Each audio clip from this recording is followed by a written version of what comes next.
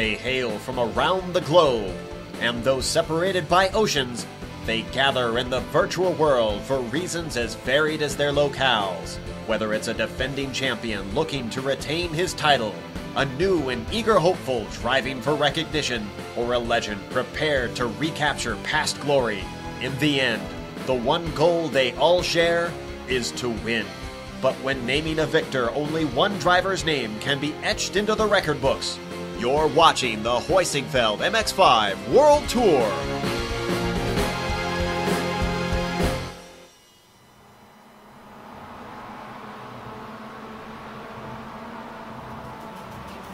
There are traditions, and then there are traditions. Today we witness the latter as the Heusinkveld MX-5 World Tour returns to Silverstone. But not to race on the familiar Grand Prix or historic courses, not on the well-known national or international layouts. No, celebrating the configuration that has become synonymous with the MWT on the weird and obscure Southern Circuit. It's the Eagle's Nest Tavern Silverstone Traditional. From Old Blighty, hello and welcome to another Global Sim Racing channel broadcast and the countdown to green. Way up in the press box to bring you our bird's eye view is yours truly, Bill Soupzon, joined by the fan belt, Johan Vanderbilt. The hardest working man in sim race broadcasting, Joe Peak, is our director, armed with cameras, located, aimed, zoomed, and focused by GSRC's camera guru, Dougie Beard. This is the 15th season for the Heusinkveld MX-5 World Tour, and no track schedule feels complete unless this strange but true configuration is in the mix. So, as the tradition continues, let me reintroduce my partner, Johan Vanderbilt, to talk a little bit about the track. Yeah, we are visiting Silverstone Southern today, located in England, next to the Northamptonshire villages of Silverstone and Whittlebury. Now, if you go 70 years back, this was not a racetrack yet. This was the site of a World War II Royal Air Force bomber station. Now, after the war, they repurposed the landing strips and they made it a racing track, the home of the British Grand Prix. All the way back, it started in 1948 and it still is today. iRacing offers 5 different configurations of Silverstone, and today we race on the version, like Bill mentioned, that not a lot of people know. It's the southern one. It's a really good one. 3.1 kilometers, just a little bit under 2 miles, with 10 really challenging corners. And there are 2 chicanes that these little MX-5s will bounce through, a hidden pit lane that always has some first-time visitors scratching their heads to find. But the best way to get an idea of what it's like to go around Silverstone Southern, let's go on board of one of these MX-5s to take a lap around the circuit. Alright, we've got Amjad Yaman in the GSRC MX-5, so let's do a lap around Silverstone. Coming down to Vale, this is a surprisingly popular passing zone, despite the short run to the chicane. Trying to get the car lined up so that you can get to the power early through club will be very important in this series of corners. That's because you'll be on the power for the majority of the corner all the way to the second chicane. A bad exit will leave you very vulnerable. And this second chicane will really test the brave because the car loves to drift out to the grass coming off the corner. It won't be uncommon to see a driver or two bouncing across the green stuff. From there, you've got a nice long run down to the third chicane, but anyone going side by side is going to get a rude surprise. The curved entry to this right, left, right, and the narrow nature of it means you've absolutely got to get single file. That makes the battles up to here an incredibly tense game of chicken. Coming off the corner into Beckett's, you've got another turn that will be very important to your lap time. Back up the entry, get your foot down early, and open up the exit through Chapel. That's because Hanger Straight in the MX-5 will be a draft fest, and every ounce of speed is going to be needed to attack or defend. That means you gotta keep in mind that draft lock might wind up being a very real demon that you'll have to contend with throughout the race. Most scores are going to be settled into the braking of Stowe, which offers its own challenges, to be honest. It's off-camera with a significant crest in the middle. Sometimes you might see an over-under move off of here to set up a driver for a pass in a Vale, but if you kept it all together, you've now finished a lap around Silverstone.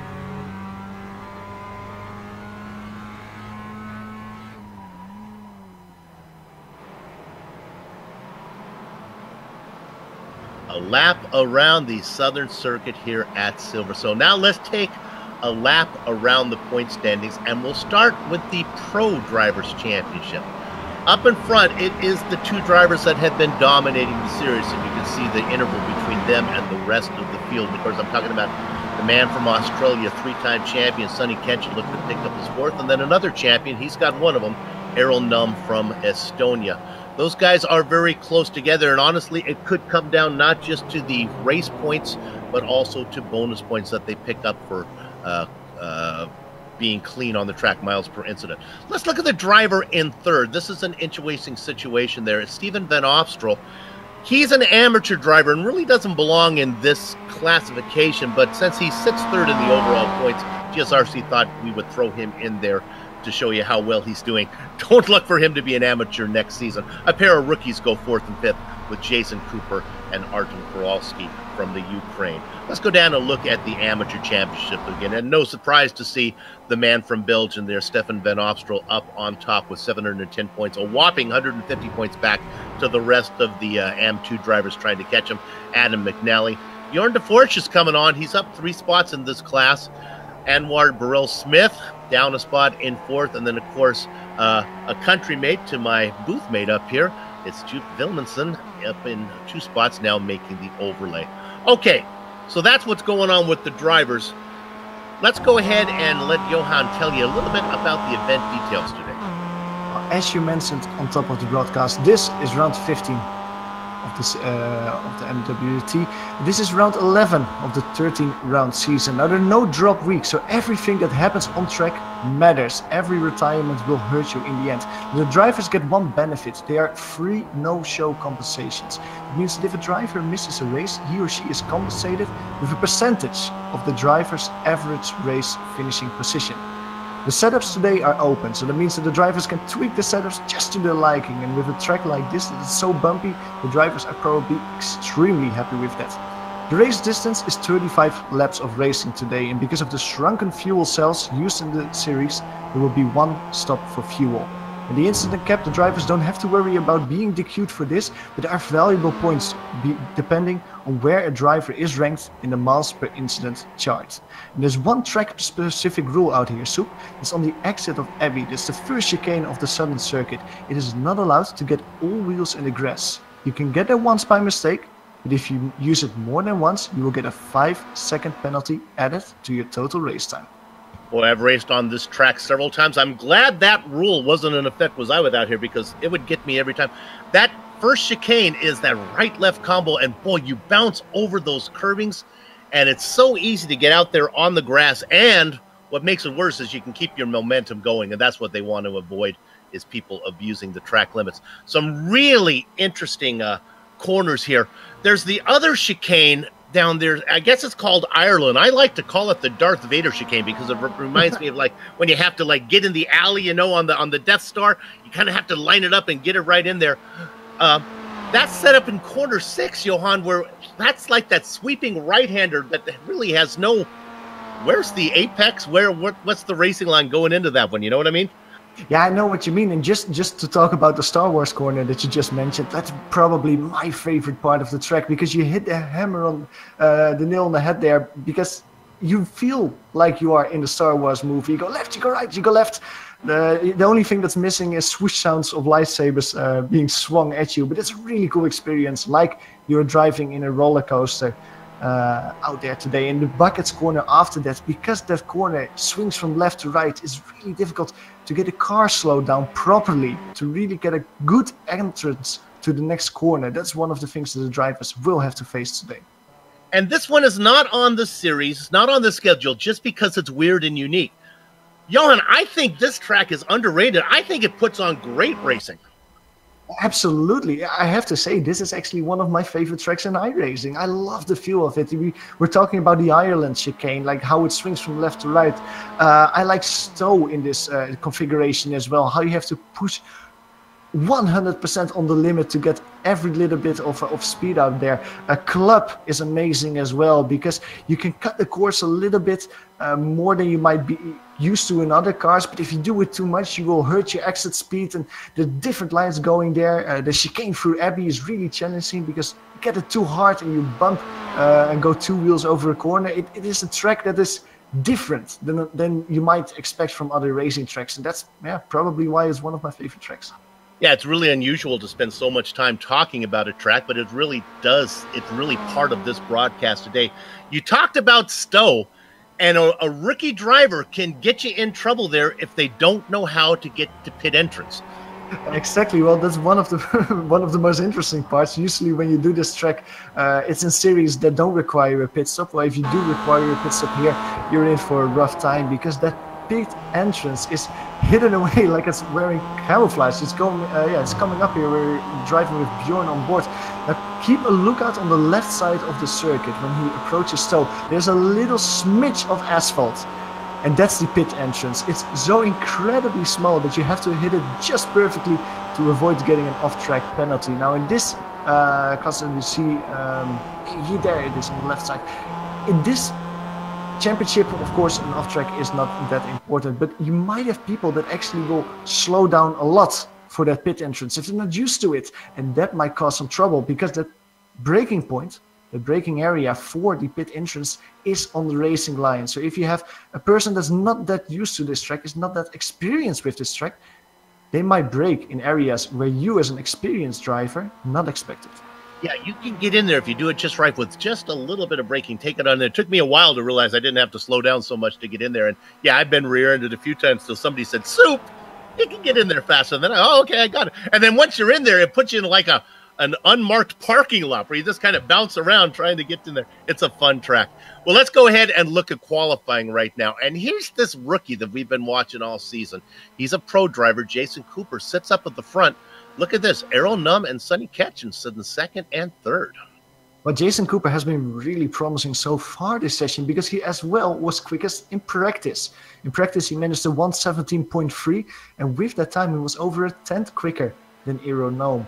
And in qualifying, the gap is a little bit less impressive. It's just under 100th of a second, so barely anything between the two drivers. But once again, Jason Cooper is topping the charge. Now, the car counts are a little bit down as the series is stretching on into its 11th round, and we are into the summer months. And honestly, it's a two-man race with Errol Num and Sonny Ketchen. So it's not surprising. It's kind of the nature of the beast when you stretch one into summer. It's what we're used to seeing, but there are some familiar names out there. Another one, how about, I'm not sure if Deuce Allen is going to race with us in car number 2, but he's gone on to some real-world fame, real-world racing experience coming out of iRacing. And a lot of your country mates, Johan, racing here. Yeah, I'll have a joy pronouncing all those names today. Steven van Opstal, of course, although I do think that he's from Belgium, so yes. My accent is not entirely on point with him. We have Robert Witte currently in P8. We have Robert Wielinga on track at the moment. The driver is currently in P12, the amateur driver. He's put in a 1:19.5 as his quickest lap time. He's 3/10 behind Jeroen Uursem. Without any practice time set, Robert Wielinga is putting his first laps out there on this track in qualifying. Not doing a shabby effort so far. We are really setting the bar high when we start to differentiate between the accents from Belgium and the Netherlands. That's a European issue there. I'm just happy to come close on those. Looks like qualifying is about done. There's a few more minutes left in here, but with the small field, everybody got it in. Few drivers did not put in times. Marcelo Pajan, if you're a fan of the series, you know he's fast. If you watch, remember last episode, round 10 from Sebring, he got into a little bit of a scuffle there with Errol Num. They got together, and sure enough, Marcelo did pick up a penalty. We have four drivers who did not put in qualifying times. And let's go ahead, and we have a grid sponsor to go to. I forgot all about this, as I'm usually not the lead, so let me bring my script back up as we look at that Heusinkveld Engineering logo right there, and I will be getting to that script sponsor right now. Qualifying is done, and when it's time for the Heusinkveld starting grid, Heusinkveld offers a broad array of products and services, including advanced vehicle simulation software and hardware. The sponsors on practically every major team in sim racing today. If you're looking for an edge in iRacing, get in touch today at Heusinkveld.com. My partner Jake Sperry's probably yelling at me right now for not getting that one. Let's go to the grid. Jason Cooper, Errol Numm on the front row. Sonny Kenshin, Seven Van Opstrow make up row 2. Travis Schwenke, Gene Fittis behind them. Tom Ratchie and Robert Vette in row 8th. And then 9th and 10th go to Bjorn de Forsch and Derek Holland. Johan, finish up the field. Yeah, the last drivers are Jeroen Oers in P11, Robert Williga in 12th. Joe McDonald qualifies in 13th, and then there are 5 drivers without a qualifying time. Marcelo Pagnan, sorry, that's not Marcelo Pagnan, that's Adam McNally. No, Marcelo Pagnan indeed in P14. John Deuce Allen in 15th, Adam McNally in 16th, and in the final row, Joep Willemsen and Kip Stevens. A few of those drivers are out there. Looks like McNally is going to grid up.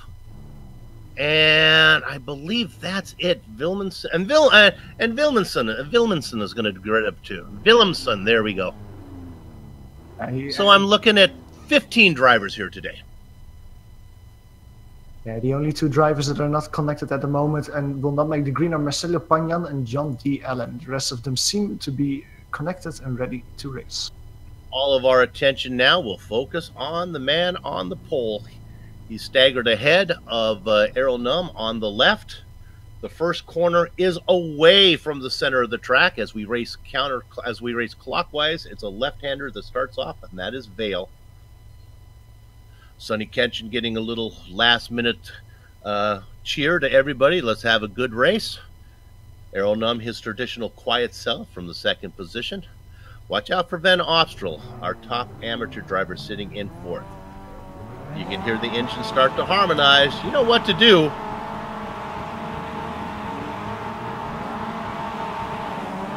Gather up the chickens, take cover behind the cows because the horses are out of the barn. And the pony that got the best stampede out of there is Sonny Kenshin, who gets the best of Errol Numm. But the Bushfink driver fights back for second. All this going on behind our top rookie, Jason Cooper, out in front. 4th and 5th is Van Opstrow and Gene Fittis from New Zealand. Everything seems clean so far. 3 wide at the back. Adam McNally is being squeezed by Jeroen Oersen and Robert Williga. Dutch sandwich, but everything goes okay as he goes single file through the heavy chicane. Everybody gets through a little bit of a problem from Oersen, who gets a little sideways coming out of 5, but he gets it worked out. Now they're down the long back straight into that long corner. And into the chicane for the first time through Ireland. Into Beckett's, and they are single file. Beckett's and Chapel is negotiated, and now they head to Stowe. Cooper, Numm, Kenshin, Van Opstrow, and Fittis. Numm having a good run though on Jason Cooper. Jason Cooper started the race on pole position, is leading the first lap. Numm doesn't have the drive. And it seemed he have to make a move here in Stowe. He opts to stay behind him for one more lap.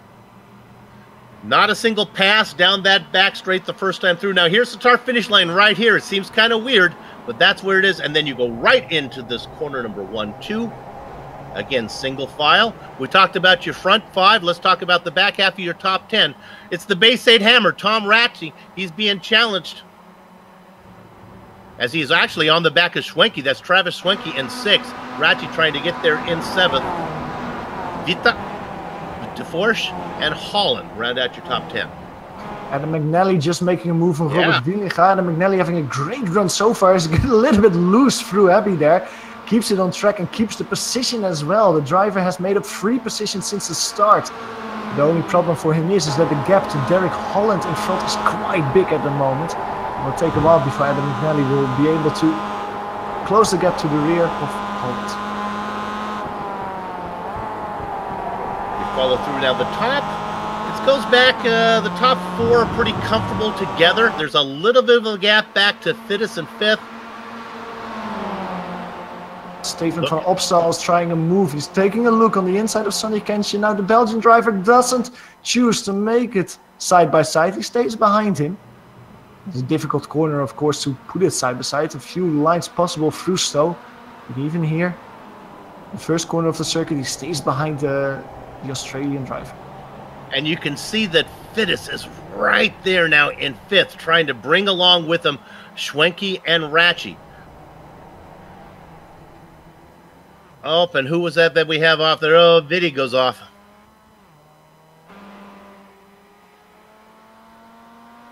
We go to a replay of Robert Witte here. As you can see, just look at where his car is positioned on the track. If you go to this replay, he puts his wheels on the right-hand side on the grass, and then the car just doesn't slow. Good of him to not spin it at least, just a quick detour through the grass, and he's able to continue his way without any damage. Well, the top 7 are together. Let's take a quick peek back at 8th and 9th. This is a fun battle between Bjorn de Forsch and a man that should be from your country with this name, Derek Holland, but he isn't. No, I don't think Derek Holland. That sounds very American, to be honest. Just here, notification that Joep Willemsen already made a pit stop. Joep Willemsen already came in. I don't know why that was exactly, but at least the Dutch driver has visited his pit crew so far. You know, just off the top of my head, do a quick look. I don't see him on the naughty list. Sometimes this series makes you do a stop and go early on and get that out of the way. That could be the case there, although I didn't see him on my list. Just a quick update regarding Robert Witte. He just came over the start-finish line. He lost around 8 seconds with his little off-track. He's 6 seconds behind Jeroen Oersen. But with the pace that Robert Witte has shown in qualifying, I think that the Dutch driver will be able to close the gap to his countryman. And look at this. Look at in 5th position. Fittis, remember, was racing in 5th. Schwenke got him. He moves up to 5th now. The Bay State Hammer, Tom Ratchey, not able to get through as well. I'd like to take this second to introduce our pit reporter here today. We have a third one. It is Taylor Burris. Taylor, little quiet early on, but it's going to pick up here about the halfway mark. Oh, yeah, it's going to get quite busy here halfway through the race. This guy's got to come down to change tires as well as make fuel stops and maybe even a little bit of strategy right now. So I'll be sitting down here on pit road, keeping an eye on things. We talk about tires. They should be able to change one side of tires on this one. I would assume they're going to change left side tires during the time it takes to fill the fuel up. So you get 2 tires for free. If you want to take 4, that's going to cost you a little bit of time. 7 cars still, Johan, up front. Yeah, and I just want to interfere a little bit with the tactic that Taylor is talking about. I think that we are seeing that because staying in the draft of other drivers, that will save you fuel and that will give you a shorter pit stop. And you can see Aeronome, Sonny Kenshin, they're very close together there through Abbey. No moves though yet. And I don't think that Sonny Kenshin has even tried a move so far, Soep. He's just been confidently, happily, I would almost say, behind the Estonian, not looking left, not looking right, just content with keeping his P3 position so far. Something we see a lot in these underpowered cars. You're certainly familiar with it when we would do the skippies in the old ABL over there, where you're not going anywhere. I don't think Kanchan's going to be able to run away from anybody, so why not just sit back there? But when it gets close to pit window time, that's when people start to play around. They like to be first into pit lane. Exactly. You want to be behind your rivals when you're during your stint so you can save fuel. And then when the pit stops are about to happen, that's when you make your move, because then track position is key. Track position, Travis Schwenke from P5. He's making a move on Steven van Opstal. He had a horrible run out of Ireland. And I think you could have seen that on the broadcast. Oh, very good. Vidas got there. Just barely avoided the rear of Travis. But Travis taking a little look into the left side of the Belgian driver, not able to make a move. But look at Jason, Eero and Sonny. They have surely driven away and created a top group of 3 drivers out there. And again, Johan, that's another thing that the lead guys like to do. There's no reason to battle. They would prefer it to be a 3-car battle than a 7-car battle. And the less they play around, the less nonsense they have, the better chance they have of breaking the train. Absolutely. If you break the train and you're able to drive away from each other, that will help you, even if it's just 2 or 3 seconds. Because in this underpowered car, 2 or 3 seconds will make the difference. Looking there at the caboose in the, what was a 7-car train now? It's almost, he's going to try to make a move. Boy, he's got a good run on Gene Fittis. Gene Fittis didn't have a good run through Ireland, and that's hurting him. You can immediately see Tom Ratje able to put the cars side by side. He is so under braking, he seals the deal immediately. Under braking, he's able to get to the apex first. That's P6 for Tom. And Schwenke now up into 4th. I'm not sure if we had that pass documented before, but he gets around Van Opstal. He's got 1.7 seconds to get up to Kanchan. I heard our pit reporter Taylor, you saw something happening in the pits?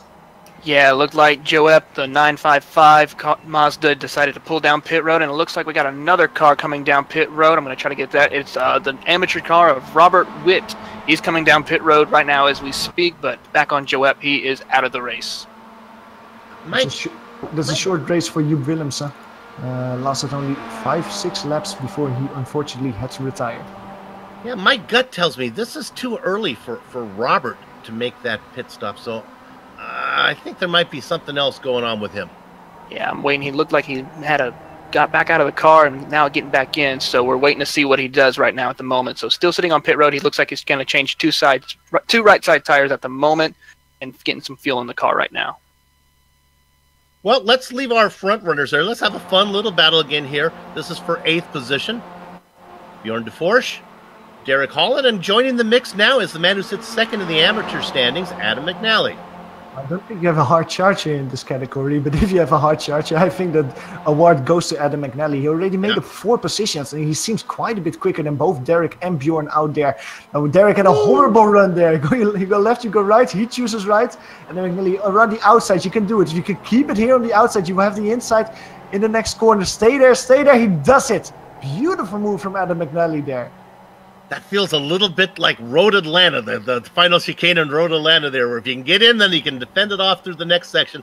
So let's move McNally up into 9th, Holland back into 10th. But Adam McNally immediately goes wide in Abbey, loses valuable track position to Bjorn, and Derek Holland is immediately able to catch up. Now this will bite Adam in more ways than one, because this means that he loses track position and draft to Bjorn de Vos. That means that Derek will be able to have a stronger draft, a stronger overdrive the next time they come out of Chapel Curve. He fends them off. They come around. Let's see if we'll stay on this. Let's see if Derek can make a move here coming out of Chapel. It's about 3 car lengths back. We'll see what type of line McNally takes as well, as he's going to drift across to get that good entrance into Stowe. It looks like Holland's too far back to make the move. Just not enough to make a move. Now another battle that we're seeing is for P6, Tom Ratchet and Gene Fittis. They were battling with each other a little while ago. Well, that battle is still going strong. Gene Fittis just on the rear of Tom at the moment, but not able to make a move. A little bit in front of them, Steven van Opstal is losing valuable track position to Travis Swenke, who in his turn is not able to close the gap towards Sonny Kenshin. Let's go way back to let's go back to 11th position. One of the things that's fun about league racing, Johan, is you end up racing the same guys every week, and you find yourself racing the same people that are your speed every week. And one of them, Jeroen Ursum and Joe McDonald, currently racing in 11th and 13th. They're always together in this series, and right now they got a friend with them. That's Robert. Let me take a shot of this one. Valinga, how'd I do on that one? Close enough. I give it a 7 out of 10. Now, Robert Wieninga is doing quite well. He's in the draft of Jeroen Ursum. Joe McDonald is on his turn also in the draft. The gaps between them are quite sizable, around a second between these drivers. I'm curious to see what the last lap times were. It seems that the quickest of the bunch is indeed Joe McDonald. So if these guys keep going on like this, in a few laps time, we'll see them close the gap up towards each other. And of course, with the MWT being around for 15 seasons, and of course, everybody keeps stats now. This, with a small field like this is an opportunity for drivers to pick up a personal best. It's always fun if you're a back marker and you see a small field. You go, hey, I got a chance to maybe sneak a top 5 or a top 10 if you haven't had one of those yet. Well, a few drivers that are not satisfied with top 5s, top 10s are probably Aeronome and Sonny Kenshin. They're still behind Jason Cooper. Jason Cooper is driving quite well so far, but his lap times, looking at the last time around, he's driving low 18s at the moment, even dropping to an 18.4 last time around. I would almost say that Aeronome and Sonny Kenshin are just being held back a little bit at the moment by Jason Cooper. One of the rules that you guys put in the Absolute Beginner League, and I keep bringing that league up because these leagues are so similar with the underpowered cars and racing short races with a pit stop, is you guys put in a bonus point for leading a lap just to kind of mix it up, to give the drivers like Num or Catch an incentive to get up there and at least do something, right? Well, to be honest, Aeronome and Sonny are both using the lack of a rule to their perfect degree, because like this they are able to save a lot of fuel, and that will pay them out dividendly when they make the pit stop. In the end, a strategy like this can save you 1, 2, 3 seconds, and that's enough to break the draft after your pit stop. So I wouldn't be surprised to see Aeronome and Sonny Kenshin in P1 and P2 when they make their pit stop. Another battle that we see heating up at the moment is the one between Steven van Opstal and Tom Ratchie. Currently they are P5, P6 now. Tom Ratchie has been very quick these last lap times around, closed the gap to just a few tenths of a second, trying now to put the Belgian under a little bit of pressure. And unlike other cars that have more horsepower that aren't so draft dependent, these little MX-5s, they do benefit a lot. You do save a lot of fuel in the tow, don't you, compared to ones that have more horsepower? Absolutely, and one of the big factors is that these cars refuel incredibly slow. It can take 10-15 seconds before your car is completely fueled, and you're just talking about 10-15 liters there. So every little bit that you're able to save in the draft, all that will pay out a lot in the end. They're working lap 25. Let me include that. Lap 11, and there's a pass that as Bjorn de Forge gets passed by McNally. We were talking about Adam McNally. Now I'm curious if Bjorn is able to stay in that draft, because I think that a track like this, the draft will probably crunch you around half a second. Well, he will be able to stay with him if Adam McNally makes mistakes like that. Going very wide through club there. And immediately catches Bjorn right up to the rear of his car. It will be interesting to see if Adam McNally is able to drive away from Bjorn like he already did to Derek Holland behind. You know what might be fun is maybe to go on board. Maybe we go on board with Aeronome and get an idea of what it's like to follow these guys around. As he's just coming out of Chapel right now. This is not going to be that all exciting. He goes down the hangar straight. But get an idea. Well, as you can see the British sky pushing down on the track right now.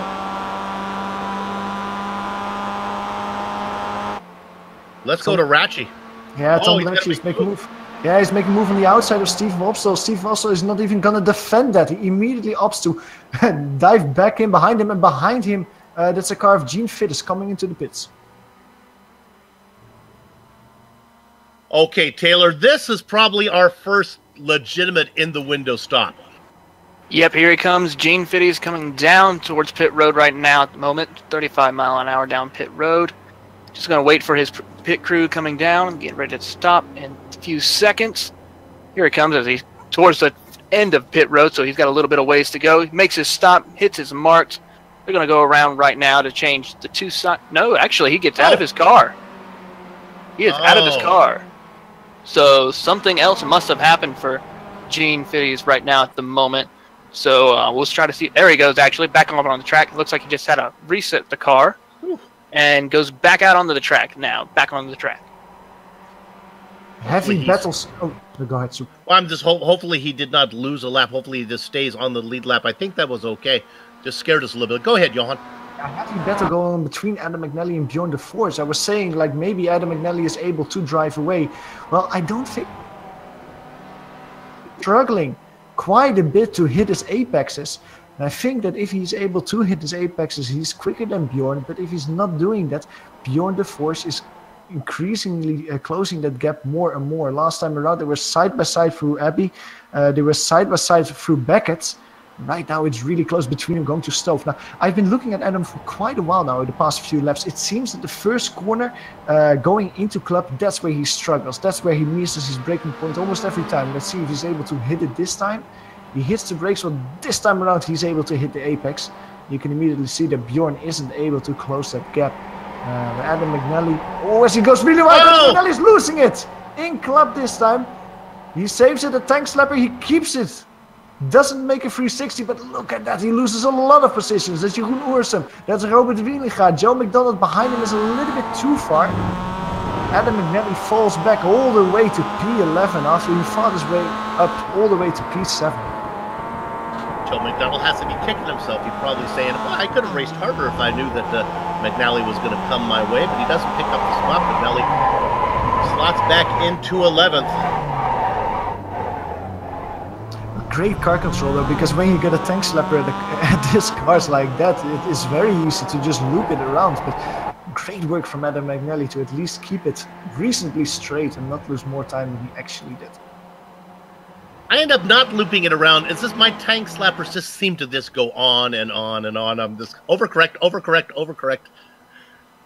Yeah, it's a difficult car on this track. Two drivers that are very close at the moment. Tom Ratje and Steven van Opstal very close together. Still, just a 10 between them as they came over start-finish line last time around. And they're actually, I think they're closing into Travis Swenken. They're actually closing in 3/10 last time around. Here you can see Ratche kind of take the cars over the curve. They don't bounce around as much as I would have expected. And I can see... Used to bounce over those hard. Go ahead.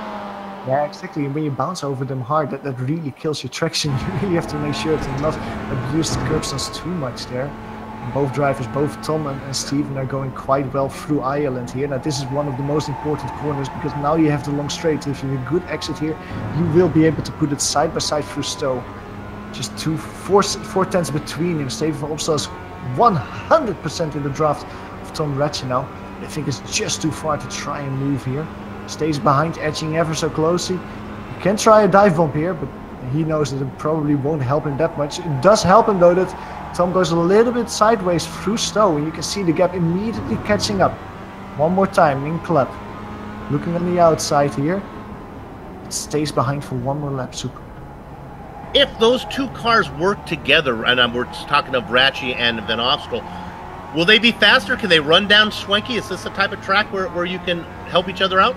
I think the straights are just too small to really make a difference. It would help if the track had a few longer straights and a little bit less technical infield section, because you're probably losing too much time switching it in the infield section if you try it out. But at the moment, I don't think Tom needs anyone to help him, because last time around, again, he was 3/10 quicker than Travis Swenke. He's slowly and steady closing up that gap, even though Steven van Opstal is putting him under heavy pressure.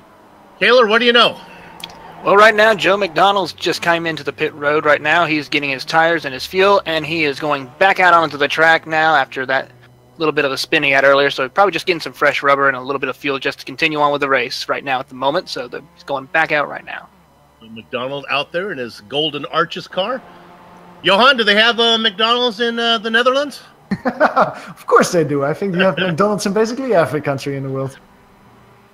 Adam McNally went by Robert Wieninga. He's slowly and steadily fighting his way back up. Jeroen Oersum is making a move on Derek Holland. Side by side, great move here. The good run out of the Ireland corners. Jeroen Oersum able to capitalize on that and send himself towards P8. Ursum comes across the start-finish line right now as he starts to work. Lap number 17. Oh my goodness, Holland almost got into the back of him. These guys have a little bit of a lead over McNally. Remember, McNally had that spin. He's trying to get those positions back. I think that with the speed that McNally was able to close up to Robert Wieninga, I think that Adam McNally will be closing up very quickly to Derek Holland as well. And the fight for the lead has been stretching out a little bit a few laps ago. Well, at the moment, they're closing it in once again. Just a few tenths between them. 4/10 Aeronomous behind Jason Cooper. Sonny Kenshin is only 5 tenths behind as they approach Stowe. I think that these drivers will be making their moves towards the pit lane very quickly now. Aeronomous putting Jason Cooper under a lot of pressure. And I think the Estonian wants to make that move before he heads into the pits. Yep. Now, we can't forget about Gene Fittis, what my dad used to call the early peel, late reveal. He came in early. He's about 40 seconds behind the leaders. He's not going to be able to catch them. But he was racing somewhere around Schwenke and Van Opstal, maybe. Be interesting to see if he can do the undercut on those two drivers. We have another car in the pits, Travis. Yep, we got Tom Rasjeev in right now. He's coming down pit road. Just made it into his pit box right at the moment. The pit crew's coming around to service the car at the moment. As they go up on the jacks, 2 tires are coming on. Fuel is going in, waiting on the fuel man to come off. As they're waiting, and he's about to be released here in a few moments. There he goes. Let's pick up Gene Fittis. Oh, Fittis just has an off coming through Vale. And there you can see him. He gets out. I think he's going to have to pay a penalty, though. Dennis is out in front of Ratchy, but I think he's going to get a slowdown. Let's see if he does. Maybe not. Maybe going wide, he doesn't have to pay it. Look at Ratchy going around. No, he is paying it. He's paying it, trying to really slowly not lose too much time, not pay too much of a penalty. But he's paying the penalty because you can see that the car in front of him is driving away. He's even diving out of the draft to not gain time on accident. I think that he's picking up the pace now, but that has cost Gene Fittich. If he didn't make that mistake, he would have been in front. Oh, some big names coming in now. Yes, here we go. Taylor, what do you know? Eero Gnome's coming down pit road along with Travis Schwanke. We got both of those guys coming down pit road at the moment. Eero has now just entered his pit box. They're now going to service the car right now. Looks like just fuel at the moment. Nope, we got 2 tires coming onto that car right now. As Travis Schwanke now is entering his pit box, they're going to service his car right at the moment. We're waiting to see what happens with Eero. Eero is still in his pit box at the moment, and there he goes off back onto the racetrack. And the Travis Schwanke, and it looks like also Derek Holland just entered the pit road. So we got starting to get a lot of green flag pit stops right now at the moment. Waiting to see who else will be joining us momentarily. Derek Holland, I think, missed his pit stall. It seemed like he was reversing a little bit in the pit lane. Now that will cost him a lot of valuable seconds in his battle with Adam McNally, Robert Winiga, and the like. He probably will lose a few positions because of that. Yeah, he just lost position to Robert Willinga as they are now exiting off pit road at the moment. Still waiting to hear if Travis... Yep, Travis is already off. So we are just now waiting for Derek Holland to exit, which he just did. The top 2 drivers, both Jason Cooper and Sonny Kenshin, are heading your way as well. Oh. Yep, Jason Cooper just now entered pit road at the moment. He is coming down. And here also is Sonny Ketchum, as they are now going to be a battle for who gets out of here fastest at the moment. Whoever probably gets out of here at pit road first will probably be the new leader. Here we go. It's the battle of the pit stops. Both made their box perfectly in there, waiting to see what happens. 2 tires for both. Errol Num just coming across the start-finish line now. Remember, he was racing with these guys, so it's a race between the 2 guys on pit lane and the one that came in early. Yep, Sonny Ketchum is out, but same thing with... Here we go. Race, here we go. Gnome has the biggest speed advantage. He has side by side. I think there's going to be free wide towards Happy. Sonny Kenshin is on the inside. Gnome threading the needle. Gnome has more speed. This is the time that he has to make the move. He brakes later. Sonny Kenshin has the inside. Gnome leaves him room, but he has the inside now. Sonny Kenshin will have more speed now if he's able to put the power down. No, it's Jason Cooper who's able to put the power down. Side by side with Sonny Kenshin. Gnome is defending the inside now. Ireland is not a place where you make a move. And both of the drivers, all 3 of the drivers know that Jason Cooper has to bite the bullet, and he loses 2 positions in the pit stop sequence. A great job of racing from Errol Num, Sonny Kenshin, and Jason Cooper, and a great job of commentating by my booth mate, Johan van der Velde. That was fun all the way around. New leader, Errol Num, as he does the undercut. But look at it, Sonny Kenshin is not happy with that. He's immediately diving into his draft. He's taking a look on the inside of Stowe. This is a place where you can do it, Sonny, but this is not a place where he is doing it at the moment. Although Jason Cooper got really close to his rear there, missing and overshooting the corner a little, and it probably will bit him in the butt a little bit and losing a few tenths of a second. Stays with them in the draft, though. I think that Sonny Kenshin now is having a red haze in front of his eyes. He wanted that P1 position after the pit stop, but currently the Estonian is still in front of him. Tip of the hat to Jason Cooper. He's been fast all season long, but his Achilles heels has been the pit stop. Boy, Errol Num all over the back are being challenged by Ken. Oh my goodness, Kenshin right behind him. They do not make contact. Just to follow up on my point, Cooper has been fast, but he's been making horrible stops. Looks like he's got that figured out now, and he's in a really good position to win this thing. Absolutely. I think that the race is any of these 3 guys at the moment. Like, as long as you stay in the draft, you will be able to move your way forward. You might have to put your elbows out a little bit, but in MX-5s, I think that's reasonable to try a little bit. Sonny Kenshin is trying one more time to make a move. He is having a good run out of the Chapel curve. over the hangar straight. Now you can see once again he's edging close, and Aeronome sees that in his rearview mirror. He's defending the inside. Now that will hurt him out of stow as Björn de Force in front of him is going to the pits, but will finish this because Sonny Kenshi tries on the outside. He goes a little bit loose, and that opens the door to Jason Cooper. Side by side, Jason Cooper will be on the outside. He will have the outside for one curve and then the inside. He has to brake later to keep it side by side. He's not able to do it though. Sonny Kenshi a little bit more confident under braking, stays in P2 for now. There is a lot of confidence between Num and Ketchen. They race together a lot, and they feel confident with Jason Cooper as well as they're getting to know him. Boy, the racing is tight up front. We can stay on this one. We don't want to go away here, but I can just verbally tell you about if in third and fourth and fifth position now. It is well, I guess is Finn Opstra still out there to pit? I guess we should talk about Stefan Van Opstra. Let's go ahead, put the camera on him real quick as he is leading. There he is. Cinderella staying late at the ball.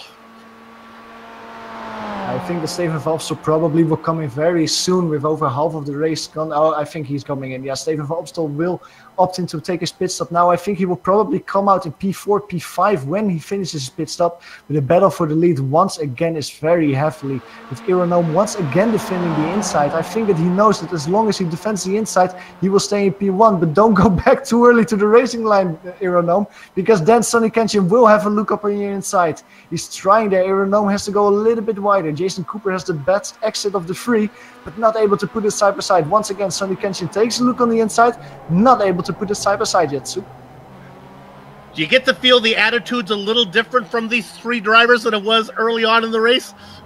It almost felt like a picnic how they were driving to each other. Oh my! Sonny Kenshin cut Jason Cooper completely off there on the exit of Club. He knew that once he forfeited that part of the track, he would be relegated to P3. Well, he cut the nose off and he stays in P2. But look at the gap immediately towards Aeronome. Aeronome loves this in his rearview mirror. As long as those two drivers keep battling, the Estonian can drive away and maybe break the draft. I want to quickly talk about Travis Swenke. Remember, he was racing up in fourth position until the pit stops.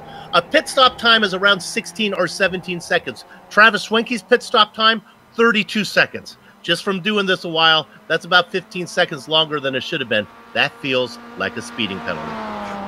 One thing that might also have happened is Travis Swenke had a lot of off tracks on the exit of Abbey. That first chicane that we were talking about on top of the broadcast, it might be that he actually got a time penalty because he cut the course too many times there and actually had a penalty because of that. I don't know if that's the case, but I've seen him cut the course there quite a bit of times, so it might be that that was the thing that caused him to make a longer pit stop than his rivals. Well, the pit cycle is finally done, so let's, before things really start to heat up, we have something we call the trip back marker shout out. It's kind of hard to do when we only have about 12 cars out there on track right now, but he pays for it, so let's go ahead and put the graphic up there. We'll start with the guy who's last. It is Bjorn de Force back there in 12th. He's got 25 seconds before he gets up to the Golden Arches car of Joe McDonald. But look at this. McDonald in a great battle with Derek Holland for 10th. Those two fight it out. We'll keep an eye on that one. You got to go another 5 seconds up to Jeroen Ursum, but he's in a battle as well, looking to get up to 8th on Robert Bengla.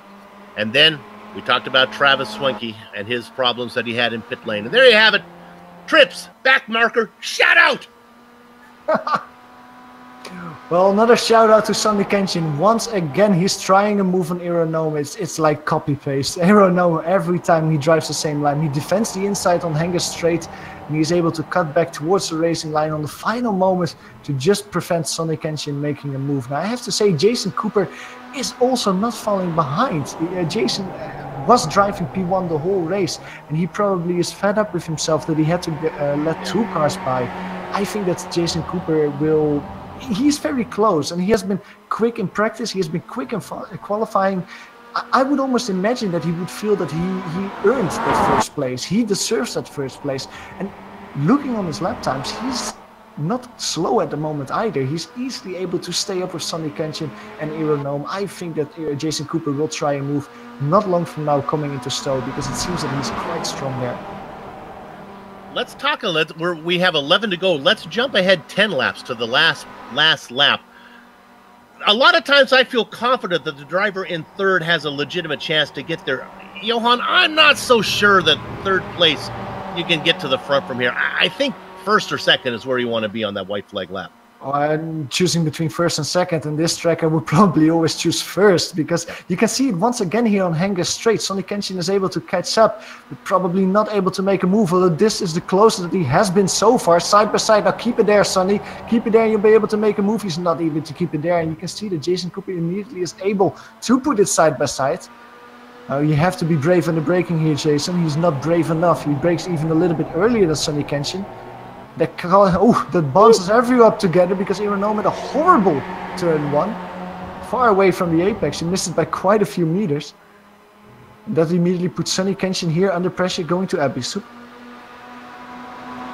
And you can see they're out of Stowe. There's a legitimate run out of the corner to the start-finish line, but boy, it comes pretty quick. You're going to be hard-pressed to make the pass if you haven't got it finished, or at least side-by-side through Stowe as you're coming to the checkered flag. I know these are underpowered cars and they're completely uncomparable with Formula 1 cars, but you kind of have to drive it like Daniel Ricciardo sometimes does in Formula 1. You just have to surprise the opponent. You have to try and move, maybe even brake a little bit later, dive bomb, however you want to call it, but try and move in a corner that your opponent might not expect it. For example, in Abbey, where we've seen a little bit down the field, several moves so far this race, because Stowe is easy to defend. The run up to Club is too short to really enjoy the draft and put it side by side. I think that maybe one of the other corners might be a better overtaking spot if you want to best Sonny Kenshin or Ironome. Those three cars now begin to settle down a little bit. They know they still have several laps before it really starts to matter. Let's drop back and check on this battle for fourth. Tom Ratchey having a good run. He has worked his way. Remember, he qualified 7th. He's worked his way up through some top drivers. He's ahead of Fittis now. Fittis took that early stop, and look what happened. He's out there racing with Ratchey right where he left off.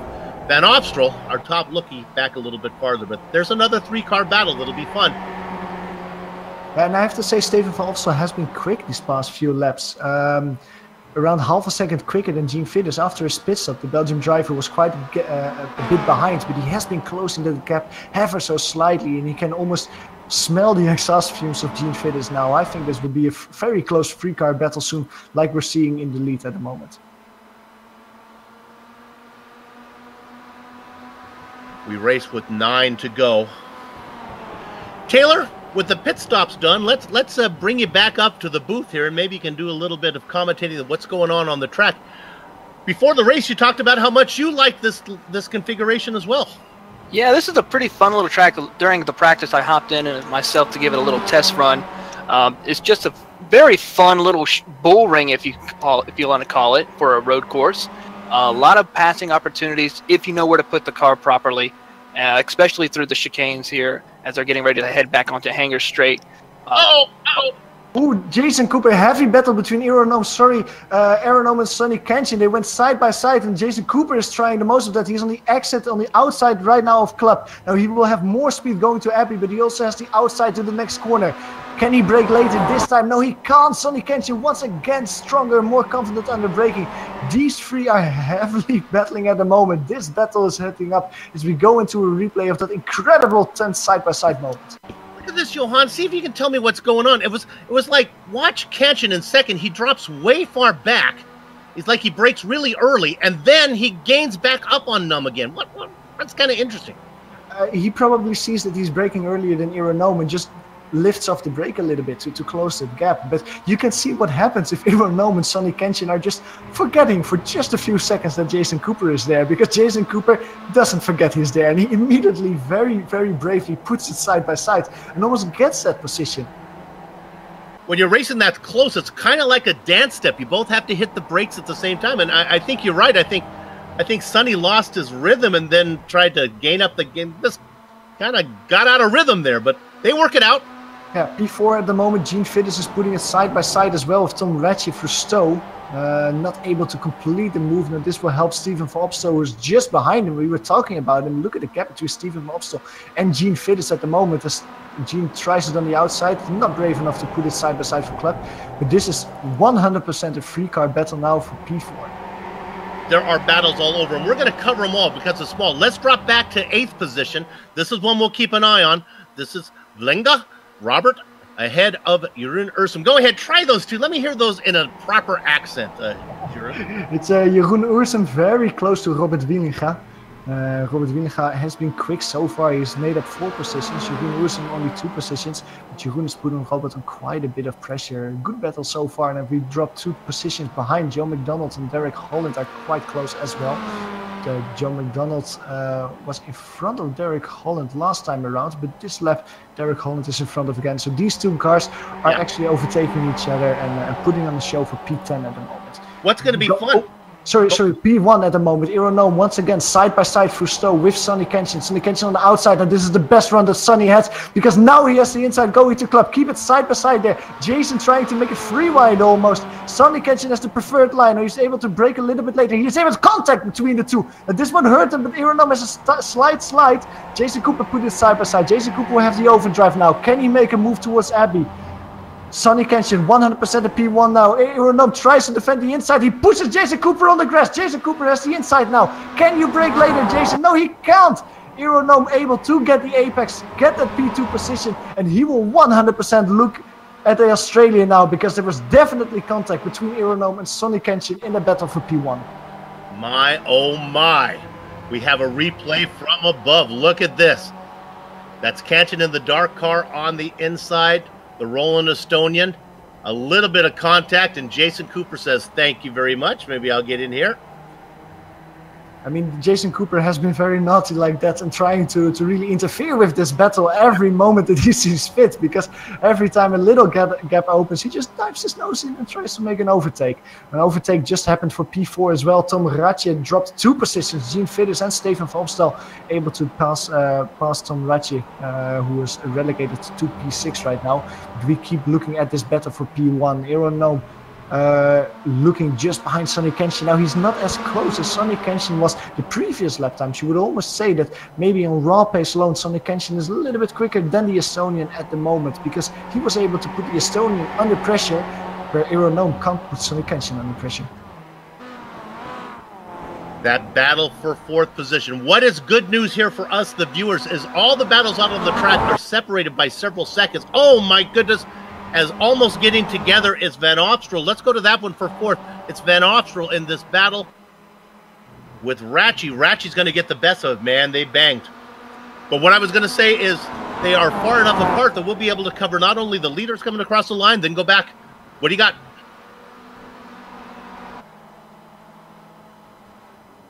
And look at this. Yeah, Aeronome trying in places where you cannot make passes, like I said, and he was almost making it stick in Ireland there.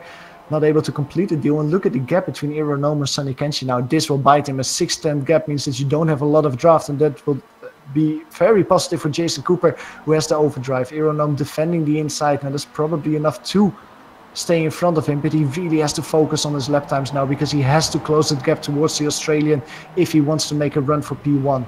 Jason Cooper still behind him, going through Stowe. He's very close. Aeronome almost cuts him off, forces him back towards the racing line, not able to make a move. Ooh, a little bit of contact there, a little bump on the rear of Aeronome, but Jason Cooper once again stays behind in P3.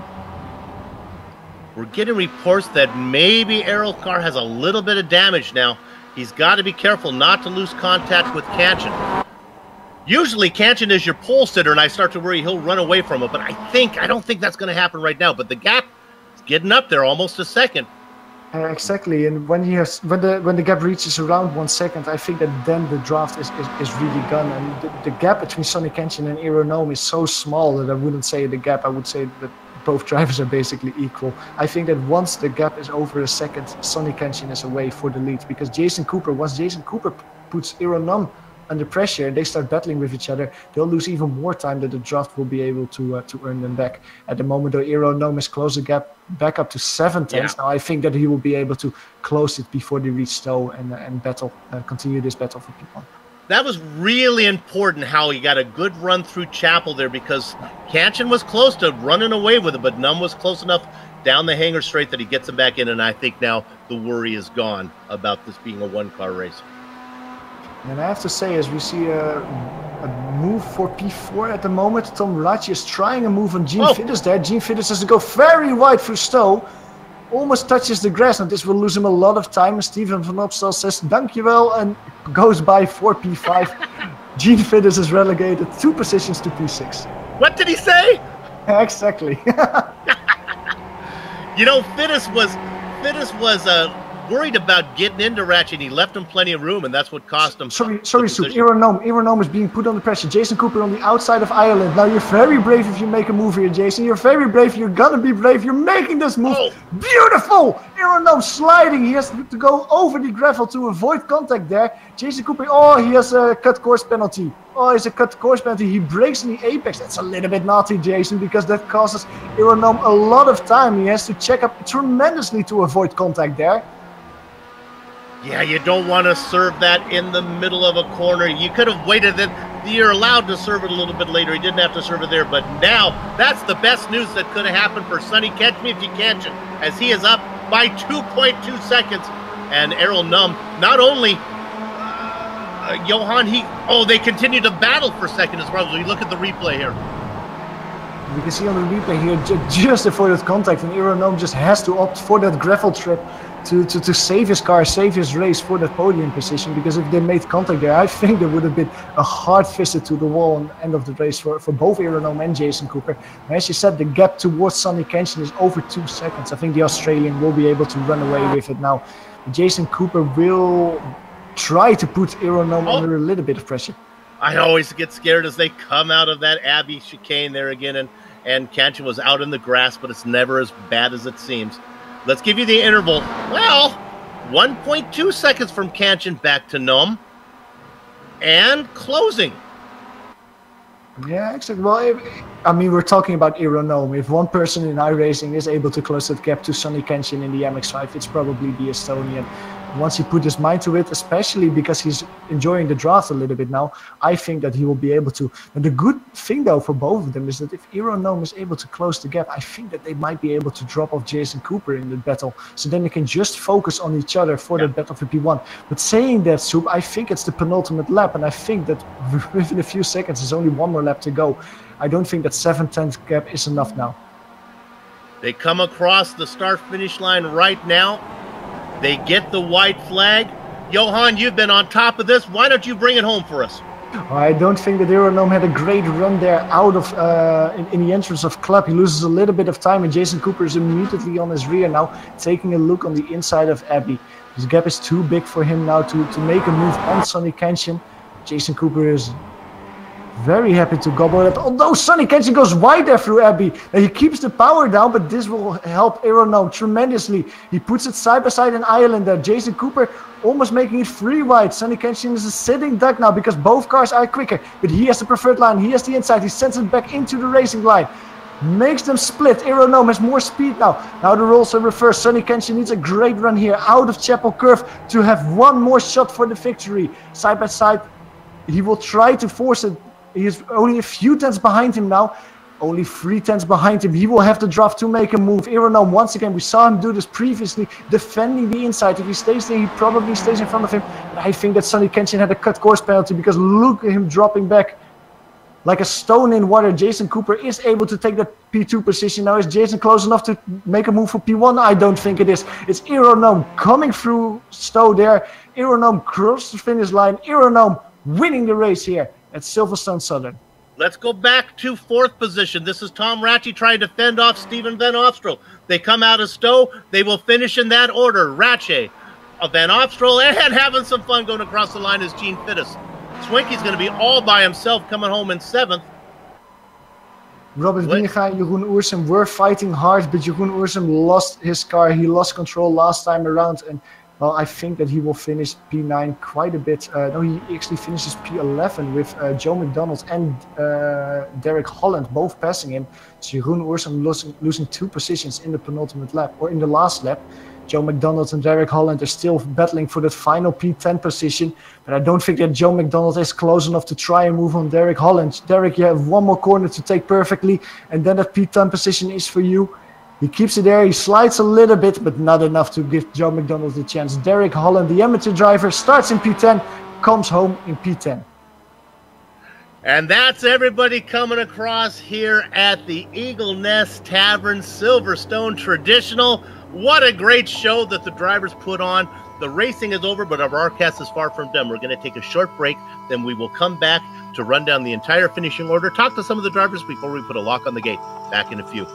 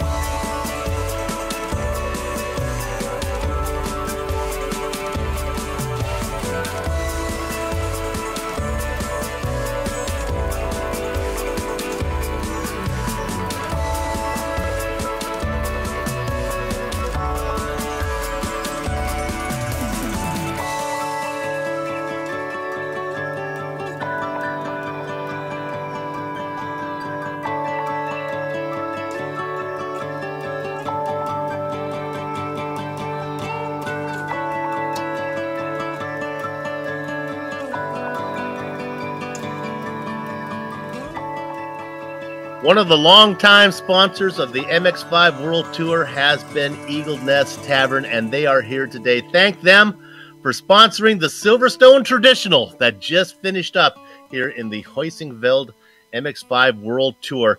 Let's give you the final standings. Well, it was the Roland Estonian who got the win over the top rookie, Jason Cooper. Questions remain. Did Sonny Kanchan run out of fuel at the end? We'll find out. He'll come in and talk to us. Third position for Kanchan. Fourth, fifth, and sixth, well, that was Tom Ratchey, Stephen Van Opstroll, your top amateur driver, and the man from New Zealand, Gene Fittis. After a speeding penalty that was confirmed in pit lane, Travis Winky has to settle for 7th. Rounding out your top 10, Robert Lenga, Derek Holland, Valinga, and Joe McDonald. I promise I'm going to get together on the off-season with Johan Vandeveld. I'm coming back for season 16 with perfect pronunciation of all these Dutch names. Go ahead, Johan. I'm going to give you an intensive 101 Dutch course. I promise you that. Jeroen Oersem, the first driver outside of the top 10. He finished 11th after starting 11th as well on the grid. Bjorn de Vos dropped back 3 positions, coming home in P12, the last driver on the lead lap. And then there's 6 drivers that didn't make the finish flag. Adam McNally, who had a great run from P14, he was up to P7 at one point. Unfortunately had to retire. He was classified in 13th position. Robert Witte as well, only P14 at the end. Joep Willemsen comes home in P15. And then there were 3 drivers that didn't even make the grids. Those were Kip Stevens, Marcelo Pagnan, and John D. Allen in 18th. Okay, we run down the field. I'll go ahead and talk to the Rolling Stone here. Errol Num, our race winner. Let's bring him down into the booth. Errol, congratulations on another win here in the MWT. Thank you. Okay, let's talk about the battle. I thought that you were out of it when Sonny got about a 2-second lead on you. Do you know what happened there? Was he short on fuel, or did you run him down? Did he get a slowdown penalty? Do you have any clue? He ran off the fuel. His stop was 2 seconds slow, faster than ours. So yeah, he ran out of fuel. That's what we thought. Is easy. You started to gather him up there at the end. Boy, you have not had a lot of luck this season. You've got into it a couple times with Marcelo Pajan, and I thought that it was going to happen one more time if you and Jason Cooper started slugging it out, but it all worked out for you. It was a very difficult race. Nobody wanted to give up, and it was so dangerous in the past seconds, but I had to go for it. Right. On the coming to the end, Johan and I were talking about where you wanted to be on the last lap. You really didn't have much choice about where you wanted to be. It kind of laid out for you, but would have been hard to win from third. Definitely third would have been pretty much impossible. Well, congratulations on another one. You closed the gap a little bit. There's still hope with 2 races to go. Good luck for the final 2 races. Thanks. See ya, guys. Johan Vanderbilt will probably be seeing Errol Num coming over, racing in the Absolute Beginner League here pretty soon. He'll be racing in, boy, he's good in whatever he drives, isn't he? Formula Nose coming up for them. Yeah, I don't think that Aeronome is bad in any car that you put it in. I found Jason Cooper at the same time. Jason Cooper starting on pole position out there, coming home in P2. Jason, welcome to the booth. Now, I kind of have to ask you, you started on pole position. You had an amazing battle with Aeronome and Sonny Kenshin, but you just missed out on the win by 0.2 of a second. Are you satisfied with P2, or are you just thinking like, oh, if I just was those 0.3 at the end, I could have won?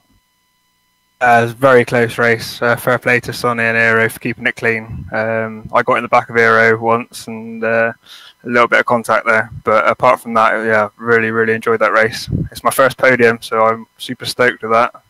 Bit gutted to just miss out on the win there. Well, congratulations with your first podium. Now, one thing that I kind of wanted to talk with you about is that first stint. That first stint, you were leading with several drivers behind you, and no one wanted to pass you. Were you frustrated by that, or you were like, that doesn't matter, that little bit of fuel that they save will not make a difference at the end? I could tell that they were saving fuel, and I was surprised how close it was when we came out of the pits, actually. I thought they were going to be well ahead, but... You had a good pit stop at least, and fortunately for you, it didn't matter a lot in the end. You were quickest in practice, you were quickest in qualifying, and arguably you were the quickest car out there during the race. What's the secret with Silverstone Southern? It's not a track that we see that often, but you're very skilled at it. Like, what's really your strategy and your take on this track? Just be super smooth. Do you think it fits the MX-5s very well? Is it a track that really fits these cars, or would you say like other cars would be even better on this circuit? Enjoy racing the MX-5 around here. The cars will probably benefit a bit more from the straights, but yeah, I really enjoy it still. Very good. Well, once again, congratulations with P2. You were a joy to watch out there. And once again, congratulations with your first podium.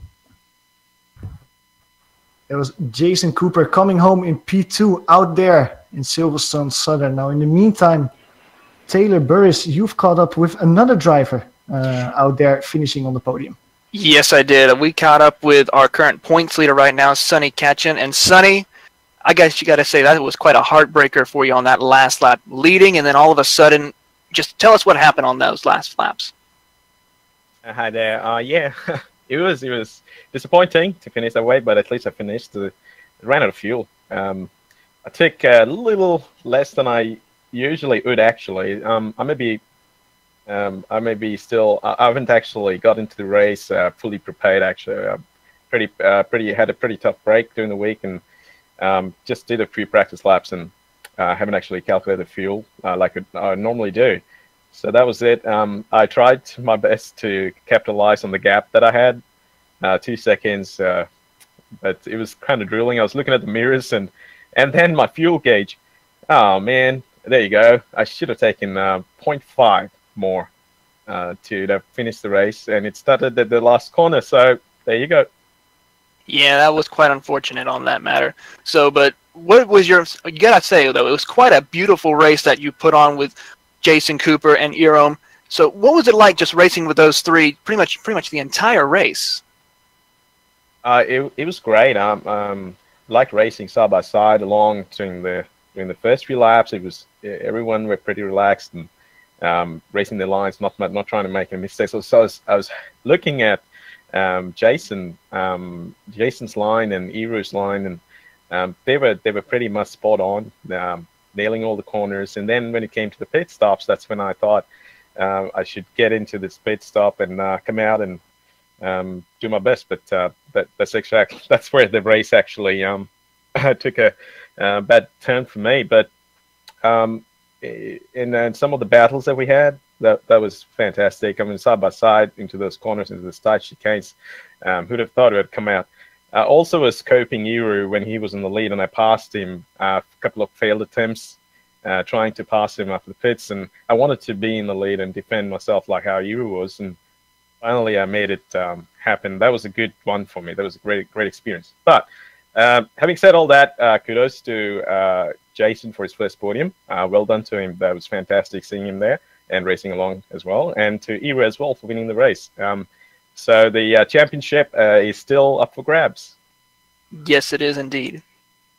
It's Soup here, Sonny. Let's be honest on this one, okay? I think Jason will understand.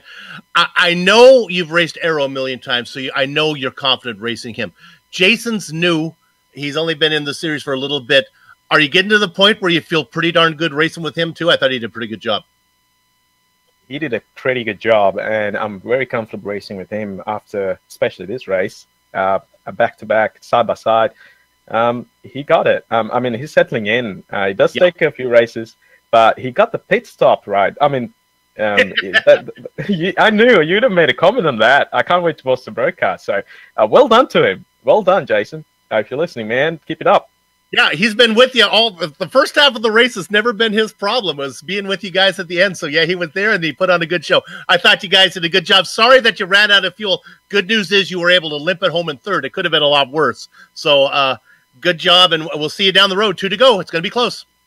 That is correct. 2 to go, and it gets more exciting as we go. So, thanks, guys. Thanks to you guys at the booth, and also to all the sponsors and everyone watching and iRacing in general. Thanks, guys. See you next time. Sonny Katchen. Boy, he's a good driver. He's a good interview as well. Okay, that's going to wrap it up for us as soon as I figure out how to escort Sonny out of the booth. Somebody get Sonny out of here. All right, let's go ahead and give the thanks to all the people who made this possible as I scroll down so I don't leave anybody out. And here it is right here. We have to thank everybody at the Quality Racing Sim-dicate for organizing this series and contracting with GSRC to broadcast it. I was talking with Johan earlier on what it takes nowadays to be a series organizer. It is a full-time job. You have to just keep plugging away at it. My gosh, they do a good job. And how about the guys at Heusinkveld? The affordable simulating software and hardware was thought to be of limited use in race teams and drivers, but their simulation solutions bring professional results within reach of any race team or driver without having to compromise on realism or engineering value. They offer a broad array of products and services, such as advanced vehicle simulation software and hardware. They are able to simulate any combination of race car and track, including a full-fledged cockpit environment. Here comes this phrase I can never say. I'm going to give it a shot. I'm going to nail it on my first try. With unparalleled realism. Say unparalleled realism 3 times fast. Heusinkveld solutions are currently being used by professional teams and drivers in Formula Ford, GP3, GT2, and Formula 1. Now these products are available for any professional team or driver looking for an edge in racing. Be a better race car driver and get in touch today. We would also like to thank Sim Sports News for their help in sponsoring the wrap-up show. Companies and equipment and software and music. Thanks to the companies and equipment or software and music. Don't read the title of the plug soup. Go right to the script there. See the screen for how to get in contact with all of them. The original music that you've heard today is thanks to Eric Eckelm and June Lalonde. See the screen for how to contact them. Go! The Heusinkveld MX-5 World Tour returns for round 12 in 2 weeks' time, July 14th from Interlagos, Brazil. Now GSRC will be there once again to bring you all the action, and we hope you can join us. Sliding across your screen now are some of our upcoming broadcasts, so check those out and mark them down in your calendar. And if you'd like more information about the Global Sim Racing channel, including a complete list of future broadcasts, you can find it all at www.globalsimracingchannel.com. We're also on social media, on Twitter at GSR Channel and on Facebook at Global Sim Racing Channel. Okay, Johan, mispronouncing the driver's name is one thing. Are you confident in the pronunciation of the sponsor? You want to say that one more time? Heusinkveld. Heusinkveld. Okay. Oh, see, I don't know. It sounds Dutch, but I don't know if it is. Okay, I was just so insecure. I just whatever you say, you're like my Bible. I'm sticking with Heusinkveld. Okay, and finally, on behalf of the man whose voice you just heard, Johan van der Velde, our director, Joe Peak, and of course, our camera artist, Dougie Beard, I'd like to thank all of you for watching. With that said, you know where we're going. We're off to have fun, storm to the castle. So until next time, race clean, race hard, and we'll see you on the track.